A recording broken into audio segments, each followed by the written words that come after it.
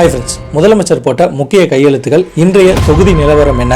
குடிநீர், சுகாதாரம், கழிவுநீர் இதெல்லாம் எப்படி இருக்குது தொகுதியில் தாவேகா ஜெயிச்சதுக்கு அப்புறம்? அது மட்டும் இல்லாமல் இதோட பொது கருத்து, மக்களோட பொது கருத்தும் குடிமகன்களோட அதாவது மதுப்பிரியன்களோட பொது கருத்தையும் தான் இந்த வீடியோவில் டீட்டெயிலாக பார்க்க போகிறோம். முதலமைச்சர் ஆன உடனே அதில் ஃபஸ்ட்டு போட்ட கையெழுத்து பார்த்தீங்கன்னா அதாவது 200 யூனிட் மின்சாரம் ஃப்ரீன்ட்டு. இதில் நிறைய சர்ச்சைகள் ஏற்பட்டது. அதுக்கப்புறம் அதுக்கே முற்றுப்புள்ளி வைக்கப்பட்டது.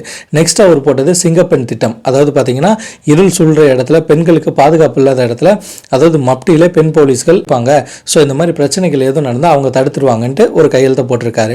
அடுத்தது நேற்று பார்த்தீங்கன்னா ரொம்ப பரபரப்பை ஏற்ற ஒரு கையெழுத்துனா 217 மதுக்கடைகளை தமிழ்நாட்டில் மூட உத்தரவு போட்டிருக்காரு. அதாவது எங்கன்னு பார்த்தீங்கன்னா கோயில் இருக்க இடம், ஸ்கூலு, அதுக்கப்புறம் பார்த்தீங்கன்னா பக்கத்தில் பேருந்து நிலையம், இதுக்கெல்லாம் ஒரு 500 மீட்டர் டிஸ்டன்ஸில் இருக்க கடைகளை வந்து மூடணும்னு உடனே என்ன பண்ணியிருக்காங்க, 100 மது கடைகளை மூடியிருக்காங்க. இதெல்லாம் ஒரு நல்ல திட்டம்னு பொதுமக்கள் பேசிட்டு வராங்க. அடுத்தது தாவேகா ஜெயிச்சதுக்கப்புறம் இன்று இருக்க தொகுதி நிலவரம், இதை தான் ஒன்று ஒன்றா பார்க்க போகிறோம். ஃபஸ்ட்டு வந்து சிங்கப்பெண் திட்டம். இந்த சிங்கப்பெண் திட்டத்தை பொறுத்த வரைக்கும் பொதுமக்கள் வந்து மிகவும் வரவேற்கிறாங்க. ஏன்னா பெண்களுக்கு பாதுகாப்பாக இருக்கும்னு சொல்லிட்டு. அதே நேரத்தில் பொதுமக்களோட வெகுவாரியான கருத்து என்ன இருக்குன்னு பார்த்தீங்கன்னா, சிங்கப்பெண் திட்டம் ரொம்ப நல்ல விஷயம் தான். இது பஸ் ஸ்டாண்டில், ரயில்வே ஸ்டேஷனில் மட்டும் இல்லாமல் எல்லா இடத்துலையும் இருந்தால் இன்னும் நல்லாவாக இருக்கும்.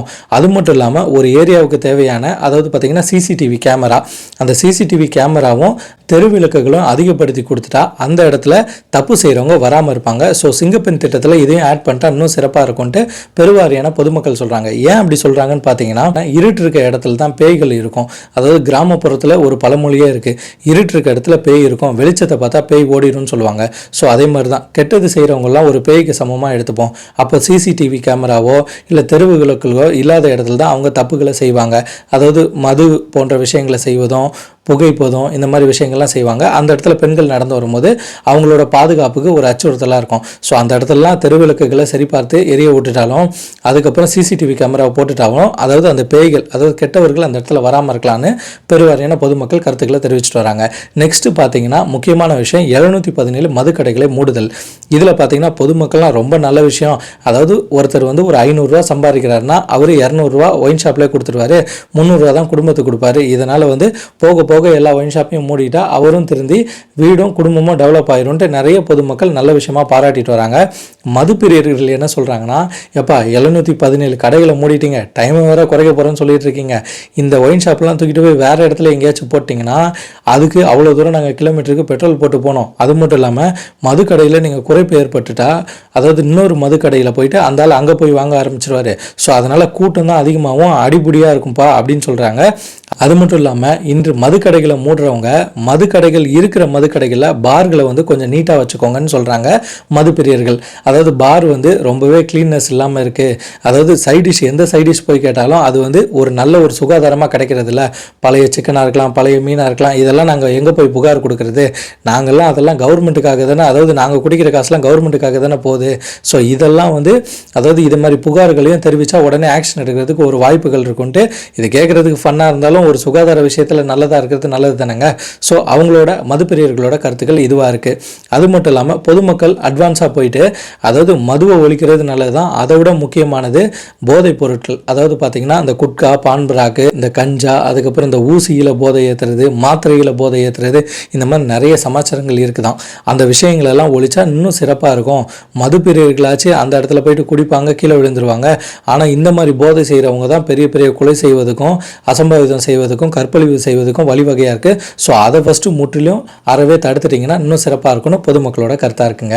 நெக்ஸ்ட்டு பார்த்தீங்கன்னா இந்த மின்சாரத்தில் நிறைய பிரச்சனைகள் எழும்பிச்சு. இப்போ பார்த்தீங்கன்னா அதுக்கு ஒரு முற்றுப்புள்ளி வச்சுட்டாங்க. 200 யூனிட்டுக்குள்ளே பயன்படுத்துகிறவங்களுக்கு எந்த மாதிரி பிரச்சனையும் கிடையாதுன்னு சொல்லிட்டாங்க. இதனால் நடுத்தர ஏழை எளிய மக்களுக்கு பயனுள்ளதாக இருக்குன்னு ஒரு தகவல் இருக்குங்க. அடுத்தது போலீஸ், காவல்துறை பார்த்தீங்கன்னா அவங்க அதாவது ரவுடிசம் செய்கிறவங்க, இந்த கட்ட பஞ்சாயத்து செய்கிறவங்கலாம் கூப்பிட்டு அந்த மாவட்டத்தோட எஸ்பி என்ன சொல்லியிருக்காருன்னா, இனிமேட்டு ரவுடிசம் பண்ணிங்கன்னா உங்கள் குடும்பத்துக்கு கஷ்டமாக போயிடும், அதாவது உங்களோட பொருளாதார லெவலில் கூட உங்களை வந்து பாதிப்பை ஏற்படுத்த முடியும். ஸோ சட்டங்கள்லாம் கடுமையாக இருக்கும், பார்த்துக்கோங்கன்னு சொல்லிட்டு திருச்சியில் ஒரு வீடியோ வைரல் ஆகிட்டு இருந்துச்சு. இது ரொம்ப நல்ல விஷயம். ஏன்னா தவறுகள் செய்யணும்னு நினைக்கிற, நிறைய ரவுடிசம் பண்ணணும்னு நினைக்கிறவங்களுக்கு கூட இது அறவே கூடாதுன்னு சொல்லிட்டு ஒதுங்குறதுக்கு ஒரு பயத்தை ஏற்படுத்துகிற மாதிரி விஷயமா இருக்குன்னு மக்கள் வரவேற்கிறாங்க. இப்போ தாவேகா ஜெயிச்ச தொகுதி நிலவரங்களை பற்றி பார்த்துடலாம். விஜய் அவர்களே சொல்லியிருக்காங்க எனக்கு கொஞ்சம் டைம் கொடுங்கன்னு. ஆனால் அதை பற்றி பேசுகிறது தப்பு தான். இருந்தாலும் இன்றைக்கு மக்கள் சந்திக்கும் பெருவாரியான கஷ்டங்கள் பிரச்சனைகள்னு பார்த்தீங்கன்னா, இப்போ தாவேகா ஜெயிச்ச தொகுதினா சென்னையில் தான் அதிகங்க. அதாவது பார்த்தீங்கன்னா ஒரு 16 தொகுதி இருக்குன்னா அதில் 2 தொகுதி தான் டிஎம்கே வின் பண்ணியிருக்கு, மீதி எல்லாமே தாவேகா வின் பண்ணியிருக்கு. இப்போ தாவேகாவில் ஒரு தொகுதியை நம்ம ஸ்பெசிஃபிக்காக சொல்லணும்னா நம்ம ஒரு பல்லாவரம் தொகுதியை வச்சுக்கலாம். இந்த பல்லாவரம் தொகுதியை வந்து வேட்பாளர் பார்த்தீங்கன்னா அடையாறில் இருக்காங்க. இப்போ அடையாறுலேருந்து பல்லாவரத்துக்கு வந்து தான் அவங்க நலத்திட்ட உதவிகளை செஞ்சாகணும். இப்போ பல்லாவரத்தில் பெருவாரியான பிரச்சனைகள்னு பார்த்தீங்கன்னா சாலை, குடிநீர், கழிவுநீர், இந்த மாதிரி குப்பை கொட்டுற இடம், இந்த மாதிரிலாம் பெரிய பிரச்சனைகள் இருக்குது. ஸோ அவங்க எப்போ இந்த பல்லாவரத்துக்கு வந்து இந்த தெருவிளக்குகள், இந்த சிசிடிவி கேமரா மாற்றுறது, அதுக்கப்புறம் இந்த கழிவுநீர் பிரச்சனைகளை நிறுத்துவது, தினந்தோறுமோ இல்லை வாரத்துக்கு ஒரு 3 நாளோ தண்ணி வண்டி ஏரியாவுக்குள்ளே வர மாதிரி, அதுக்கப்புறம் அங்கே இருக்க கழிவுநீர்லாம் வெளியே போகிறதுக்கு கால்வாய் வசதியாக சிறப்பாக பண்ணாங்கன்னா, இந்த மாதிரி விஷயங்கள்லாம் சரி செய்தாங்கன்னா ரொம்பவே சிறப்பாக இருக்கும். ஃபஸ்ட்டு தாவேகா ஆஃபீஸ் அந்தந்த தொகுதிகளுக்கு, அதாவது அங்கங்கே இருந்துச்சுன்னா மக்கள் எதுவும் கம்ப்ளைண்ட்ஸ்னால் கூட அங்கே போய் கோரிக்கை மனு கொடுக்கறதுக்கு வசதியாக இருக்கும். அது மட்டும் இல்லாமல் இன்றைக்கி ரொம்பவே அட்வான்ஸாக அந்த மொபைல் யுகம் மாறிடுச்சு. இந்த மொபைலே ஒரு ஆப்பை க்ரியேட் பண்ணிவிட்டு அதில் ஒரு நல்ல ஒரு சர்வரும் நல்ல ஒரு ஸ்பீடப்பும் கொடுத்தாங்கன்னா அதில் பெருவாரியான மக்கள் கோரிக்கை வரும் பட்சத்தில் அந்த தொகுதியிலேருந்து அதிகபட்சமான ஒரு குறைகள் வருதுன்னா அந்த குறைகளை மட்டும் எடுத்து தேர்வு செஞ்சு அதை கிளியர் பண்ணி கொடுத்தாங்கன்னா ரொம்பவே நல்லாயிருக்கும். இதே திமுக ஆட்சி காலத்தில் பார்த்திங்கன்னா மக்கள்கிட்ட இருந்து நிறைய மனுக்களை வாங்குவாங்க. அந்த மனுக்களை வாங்கிட்டு அந்த பாக்ஸை ஓப்பன் பண்ணிவிட்டு அதில் பெருவாரியான குறைகளை வந்து சரி செய்து தருவாங்க. ஒரு 30 நாளுக்குள்ளே 60 நாளுக்குள்ளேன்னு ஒரு டைம் லைன் கொடுத்தாங்க, உங்களின் முதல்வன் திட்டம். ஸோ இந்த மாதிரி திட்டம்லாம் தாவேகாவிலையும் ஏற்படும், ஆனால் ரொம்பவே சிறப்பாக இருக்கும். ஆனால் விஜய் அவர்களே சொல்லிட்டாங்க, கொஞ்சம் எனக்கு டைம் கொடுங்க, நான் எல்லாத்தையுமே செக் பண்ணுறேன்னு சொல்லிட்டு 4 நாளுக்குள்ளே நம்ம எல்லாத்தையுமே எதிர்பார்க்குறது தப்பு தான். ஆனால் மக்கள்லாம் விஜய் அவர்கள் வந்து பரபரப்பான விஷயங்களை செய்து கொண்டு வரார் இல்லையா? அதாவது முன்னாள் முதல்வரை சந்திக்கிறாரு, எதிர்க்கட்சி தலைவர்களை சந்திக்கிறாரு, மற்றும் பெரிய பெரிய அரசியல் தலைவர்களெல்லாம் சந்தித்து அதாவது ஆசி பெற்றுருக்காரு. ஸோ புதுசாக இந்த ஒயின் ஷாப்பை மூடுதல் திட்டத்தை வர கையெழுத்து ஏற்பட்டிருக்காரு.